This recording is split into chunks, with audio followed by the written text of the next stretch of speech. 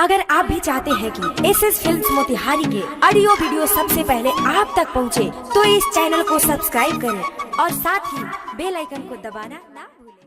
बोला बोला मैया सरदा भवानी की।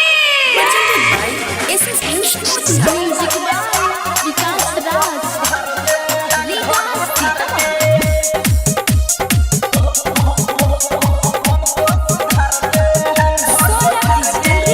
स्टूडियो पटना।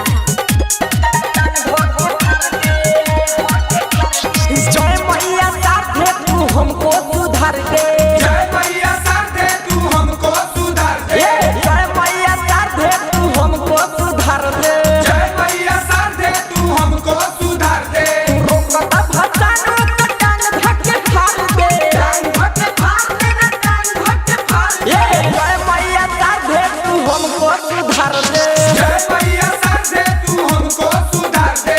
रोकता भसानो का टांग धक्के फाड़ दे।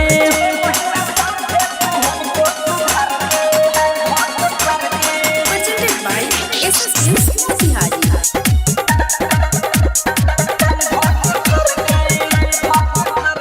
बोले भसाने यार चल सवेरी, चल सा सवेरी रे, चल सा सवेरी।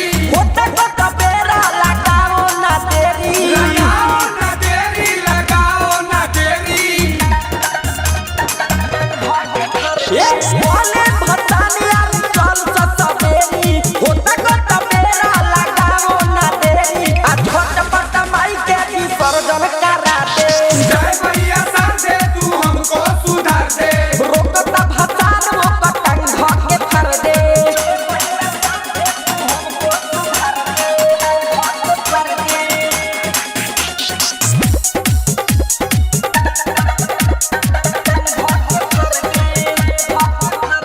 टाइगर सुजीता तोरा भकहेला, सौरभ कहेला, सौरभ कहेला।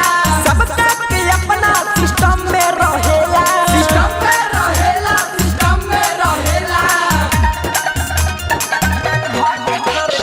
टाइगर सुजीता तोरा भकहेला, सबका के अपना सिस्टम में रहेला। हमारा दुश्मनवा के धरती में कर दे, जय मैया साथे तू हमको सुधार दे। रोकता भसान वो पतंग धके फर दे। Saurabh digital recording studio Patna.